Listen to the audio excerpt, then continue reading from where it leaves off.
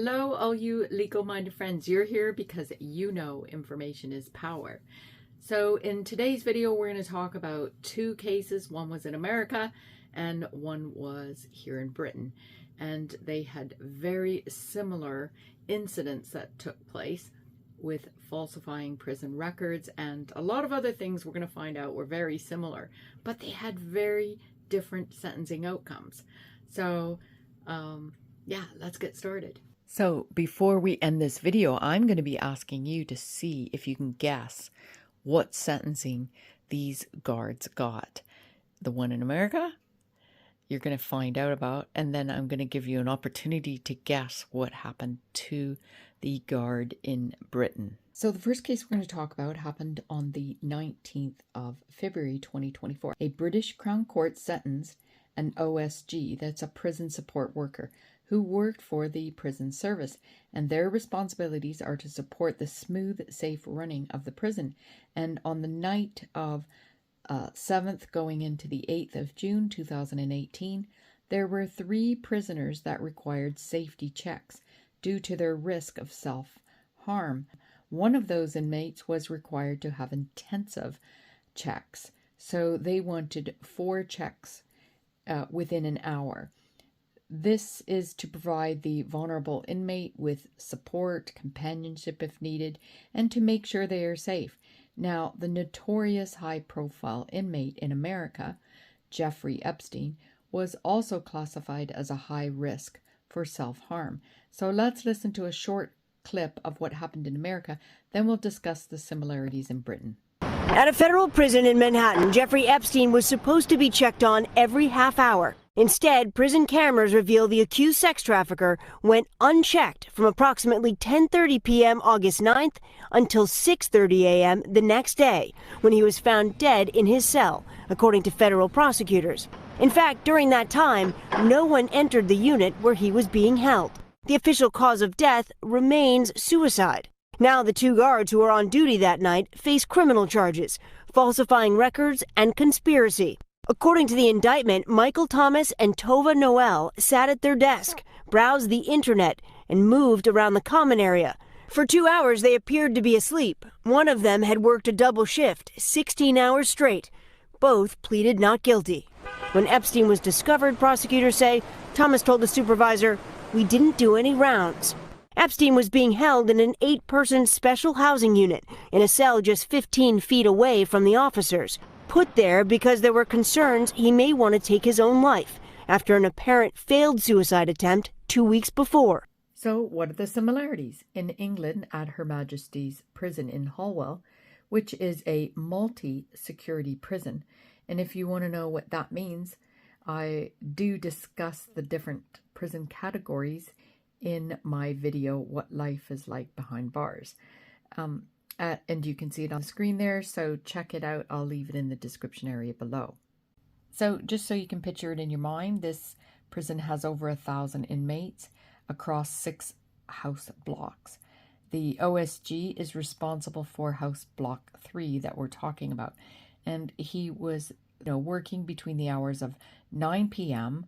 in the evening and 6:30 the next morning. So there was to be 38 checks done altogether on this vulnerable inmate, and a total of 15 of the 38 checks were done. So the prisoner at risk for self-harm in the early hours of June the 8th, 2018, had ripped off his bed sheets and formed a ligature and suspended himself from a screw. Can you imagine? The prisoner was cut down and resuscitated. However, this failed, and sadly he died of hypoxia, a brain injury, almost a week later. So now I want to jump right into what happened. So the OSG said he had had a bad back and falsified the records.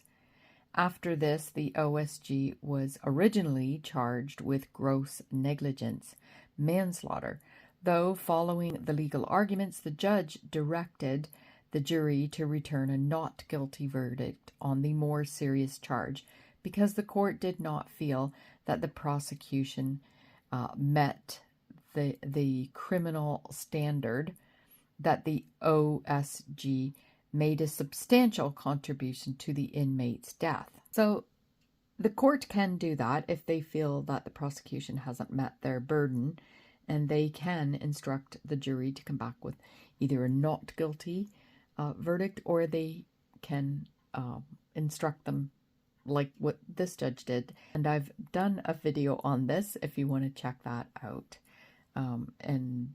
That will be, if you're ever called for jury service, that's in that video, so check that out. After the judge gave the instruction to this jury, they did decide that he, this officer was grossly negligent in failing to undertake the checks and the falsification of the records.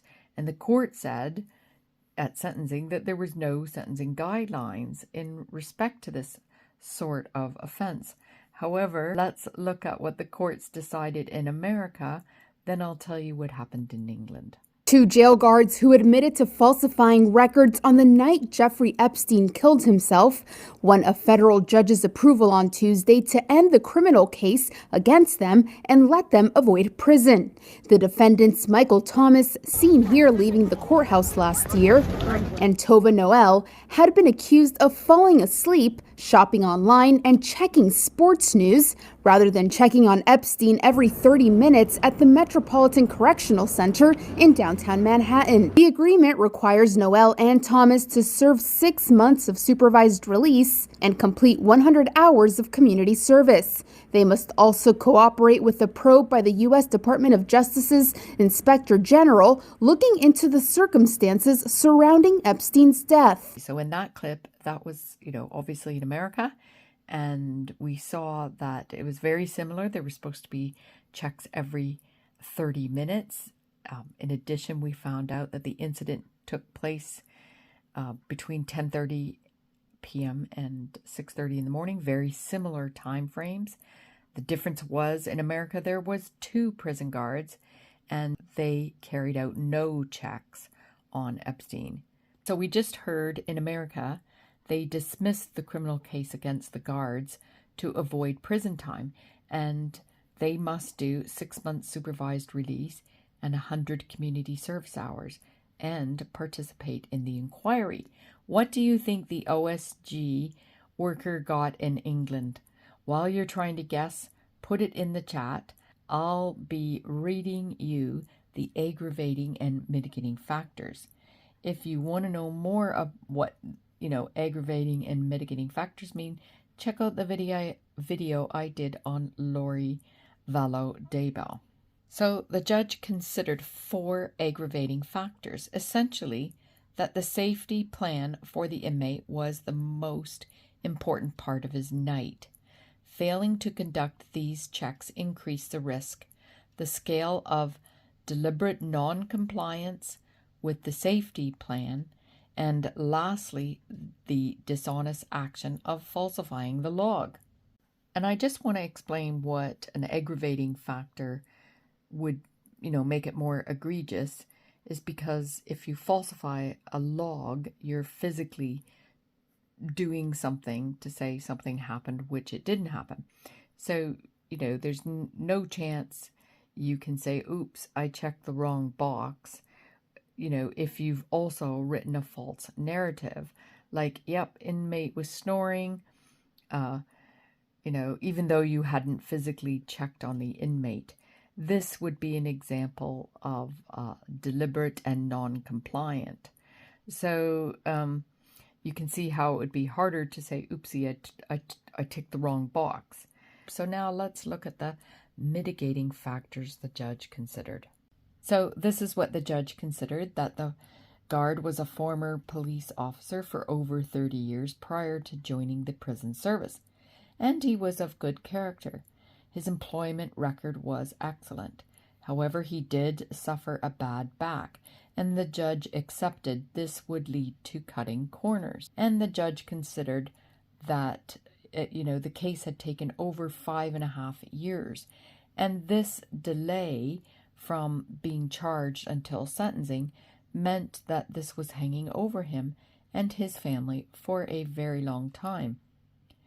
To imprison him would impact 4 generations of his family that, he was supporting. And, it was presented in court. His family loved him, and they gave very moving, statements to the court. And the prison, the judge decided that prison would be particularly tough as he was a former police and prison officer. Okay, I'm going to give you one more mitigating factor, and then if you want to make sure you've got your guess in the chat what sentence this guard got, because I'm going to tell you in a few seconds. So the judge considered his deteriorating health. So this is the surprise. This even surprised me. The judge said the offense is so serious it can only be dealt with by a sentence of imprisonment, and therefore the sentence will be 9 months in prison. However, the judge said he would suspend it for 12 months, provided he doesn't commit any further offenses that are punishable by imprisonment and completes 80 hours of unpaid work. That, and then, if he doesn't get into any trouble after that, that will be the end of the matter. He did, however, though, give him an order to pay statutory surcharge, which was £7,500 by way of the prosecution's cost. Wow, so how do you think that compared? Very similar incidents, yet in America, the criminal case was dismissed. So, I don't know, slightly unfair in my opinion, given the cells were meant to be safer cells and have nothing that could be used as a point to hang oneself. So the screw should not have been accessible. And the sheets and bedding are supposed to be anti-tear. So, I think it's a bit unfair that the guard got all the blame. However, it was pretty egregious to say you've done something that you didn't do. I just think it's a shame that he got a prison record and the prison guards in America didn't. So what's your thoughts? Please leave your thoughts in the comment section below. By leaving a comment, you may help someone else that will read your comment. And of course, I love to read all comments as they are valued, and together we can be more informed. And this information may help you or someone you know. In the meantime, on this channel, you'll find a variety of playlists to suit every curiosity about the justice system. And we provide you with a visual to information and the process. Going through a legal worry is devastating, and the Who Knew and Why Me playlists are designed to help you or someone you know. So please like this video if you like this kind of content. Hit the subscribe button and the notification bell if you want to be notified when I'm going live or upload another video. I'm Karen Cole from Legal Minded Friends. Information is power, meaning if you know something, you can make decisions that are right for you.